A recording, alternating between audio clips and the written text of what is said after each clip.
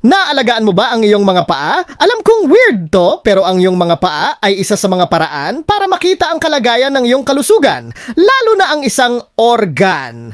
Pag-usapan natin ang 9 na senyales na ipinapakita ng ating mga paa na nasa panganib ang ating atay. Ano nga ba yun mga maliliit na bootleg sa ating mga paa? Senyales na ba to ng diabetes? Paano naman yung bitak-bitak na talampakan? Baka kulang ang katawan natin sa nutrients. Wait, kung may naglalabasang ugat sa isang paa, sintomas ba ito ng nakamamatay na sakit? Ating alamin. Number 1, spider veins. Ang spider veins ay madalas na senyales ng sakit sa atay. Ito ay minsan din tinatawag na spider nevus. Ito ay mga ugat na nakapalibot sa loob ng iyong mga balat. At kapag ito ay lumabas sa iyong mga paa, posibleng may problema sa iyong liver. Madalas, ang mga taong may sakit sa atay ay nakakaranas ng hindi magandang daloy ng dugo. Lumalabas din ito kapag sobrang dami na ng estrogen sa katawan mo. Nangyayari ito tuwing ikaw ay may sakit sa atay o sa tuwing ikaw ay buntis. At kung ikaw ay nagsasuffer mula sa liver sclerosis, posible rin na magkaroon ka ng spider veins. Ang liver sclerosis ay dahilan ng labis na pag-inom ng alak. Klaruhin ko lang ha, malaki ang ginagampanan ng liver sa ating katawan. Ito ang naglilinis ng ating dugo. Nakakatulong ito para i-digest ang ating kinakain. Gumagawa ng proteins na makakatulong para hindi magkaroon ng pamumuo ng dugo.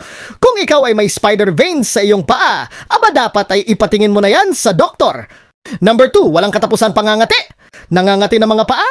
Madalas mong kinakamot ang iyong talampakan? Maniwala ka man o hindi, ito ay senyales na nasa panganib na ang iyong atay. Ang pangangati ng balat na tinatawag na pruritus ay isang kondisyon na kung saan ay nagkakaroon ng pag-iipon ng fluids sa iyong liver. Congested na ang iyong atay at ito ay nagdudulot ng pangangati at pagkairita ng iba't ibang parte ng iyong katawan. Madalas ito maranasan mula sa iyong mga palad hanggang sa iyong talampakan. Ayon pa nga sa isang pag-aaral, ang mga tao na may chronic liver disease ay nakakaranas ng malubhang pangangati sa iba't ibang parte ng katawan.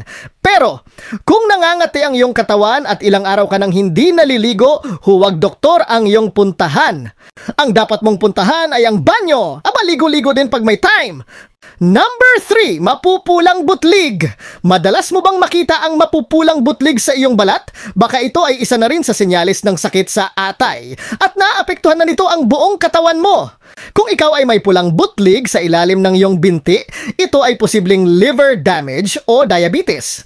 Nakakaranas din kasi ng problema sa balat ang mga taong may diabetes. Bukod dito, may makikita rin na maliliit na mapupulang tuldok sa ilalim ng bukong-bukong. Ibig sabihin, hindi maganda ang daloy ng dugo. Ang iyong puso ay hindi maayos na nakakapump ng dugo, lalo na sa lower part ng iyong katawan. Bukod sa red dots, ang diabetes ay humahantong din sa sakit sa puso, stroke at kidney problems. Pinatataas din ng diabetes ang risk tamaan ang isang tao ng tinatawag na non-alcoholic fatty liver disease. Ito ay kung saan naiipon at natatakpan na ng taba ang iyong liver kahit na hindi ka naman umiinom ng alak. Madalas itong mangyari sa mga taong na-diagnose ng type 2 diabetes.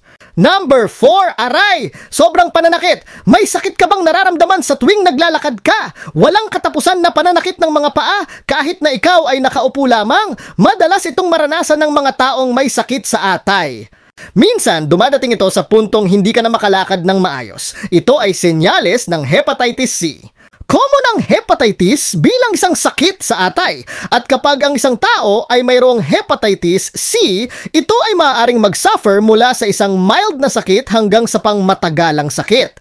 Maari itong humantong sa cirrhosis, hindi maayos na paggana ng liver, cancer sa liver, at worst case ay maari itong ikamatay ng isang tao. Sa kahit na anong panahon, kapag ang iyong atay ay nasira, makakaramdam ka ng sobrang pananakit sa iyong mga paa at bukong-bukong. Number 5, madalas na pamamaga. Bukod sa pananakit ng iyong mga paa, ito din ay makakaranas ng pamamaga. Ito ay tinatawag na edema, ang pagkakaipon ng fluid sa isang parte ng iyong katawan katawan. Madalas ito mangyari sa ating mga paa, bukong-bukong at binti. Pwede mong pindutin ang iyong paa gamit ang iyong daliri sa kamay, at kapag may nakita kang naiwan na nakalubog or dent sa iyong balat, ito ang tinatawag na pitting edema. Nagpapahiwatig ito na madami ng tubig ang naipon sa iyong mga paa. Ang hepatitis C ay maaari din humantong sa isang kondisyon na kilala sa tawag na Raynaud's phenomenon. Ito ay isang autoimmune disease na naapektuhan ng iyong mga daliri sa kamay at paa, tenga at ilong. At kapag nangyari ito, ang iyong maliliit na ugat na dinadaluyan ng dugo ay magre-react sa pressure na daladala ng malamig na panahon. Bukod sa pamamaga ng iyong mga paa, may kasama din itong labis na pananakit. Awit! Number 6, grabe! Nag-iiba na ang kulay ng iyong mga paa. Ito talaga yung part na dapat katakutan. Hindi nakakatakot ang magkaroon ng spider veins kapag ang isang tao ay mayroon problema sa atay. Ang nakakatakot ay ang dumating sa punto na naninilaw na ang iyong mga paa. Ito ay tinatawag na jaundice. Kapag nangyari ito, nagpapahiwatig na ang katawan mo na ito ay may cirrhosis o hepatitis. Ang liver problem ay kapag tuluyan ng tumigil sa paggana ang iyong atay o papunta pa lamang ito sa pagkasira. Bukod sa paninilaw ng iyong mga paa, ang iba pang sinyalis ng jaundice ay tulad ng pananakit ng abdomen, pagsusuka, pagkahilo, fatigue at confusion. Kapag sabay-sabay mong nararanasan ang lahat ng sintomas na to, kumonsulta agad sa doktor dahil nakamamatay ang liver failure. Number 7, nagkakrak o nagbibitak-bitak na mga balat. For sure, marami sa atin ang mayroong bitak-bitak na talampakan. Maraming dahilan ng pagkakaroon ng cracked at tuyong balat. Maaring kulang sa vitamins ang isang tao. Kapag ang ating katawan ay hindi nakakakuha ng tamang nutrients, magre-react ang ating balat. Ito ay magiging dry at magaspang. At sa kasong ito, posibleng ikaw ay nagkukulang sa omega-3 fatty acids. Malaki kasi ang ginagampanan ng omega-3 fatty acids sa kalusugan ng ating liver. Ayon sa isang pag-aaral, nagkaroon ng malaking pagbabago sa pag-inom ng omega-3 supplements ang mga taong may non-alcoholic fatty liver disease. At kapag ang ating katawan ay walang nakukuhang vitamin B3 mula sa ating mga kinakain, mas lalong papangit ang ating mga balat. Kasi ang vitamins na ito ang nagpapanatili sa ating mga balat na maging moisturized at healthy. Binabawasan nito ang wrinkles at pinapakinis ang ating skin. So, kung napapansin mo na nagka-cracked at nagda-dry ang iyong talampakan, deserve ng katawan mo kumain ng mayaman sa vitamins at nutrients. Pwede mong makuha ang omega-3 sa mga seafood at mani. At ang vitamin B3 naman ay sa mga karne tulad ng chicken breast at tuna. Number 8, pamamaho ng mga paa. Ito rin ay isa sa mga karaniwan at madalas ma-experience ng karamihan. Ang mabahong paa. At maraming dahilan kung bakit bumabaho ang paa ng isang tao. Isa na dito ay ang problema sa liver. Hindi na kasi nito nalilinis ng maayos ang ating katawan. Dahil dito, lumalabas ang mga toxins sa ating balat na nagdudulot ng mabahong amoy. Madalas, tuma-experience ng mga taong mahilig kumain ng unhealthy foods.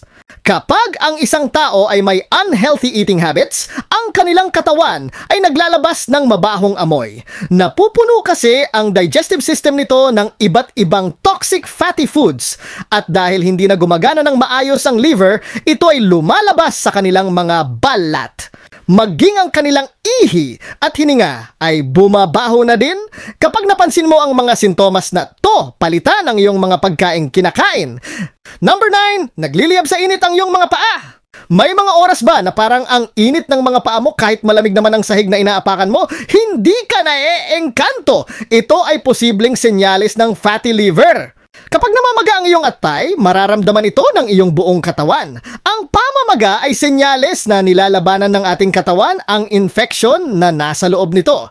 Ito ay isang signal ng iyong katawan na may nangyayaring hindi maganda sa loob nito. Pero may ilan mga tao na hindi agad nararamdaman ang sintomas na ito. Subukan magbawas ng timbang at calorie intake para maiwasan ang pagkakaroon ng fatty liver. Kayo mga ka-organic, may nararamdaman ba kayo sa mga nabanggit na sintomas na gusto nyong ipatingin sa doktor? I-share nyo naman sa amin sa comment sa baba. Kung may natutunan ka mula sa video namin, please lang, pakishare mo naman ng video na to para malaman din ng iba. Huwag mo rin kalilimutan i-like, follow, or subscribe ang aming page or channel para updated ka sa mga bagong videos ng Organic Living.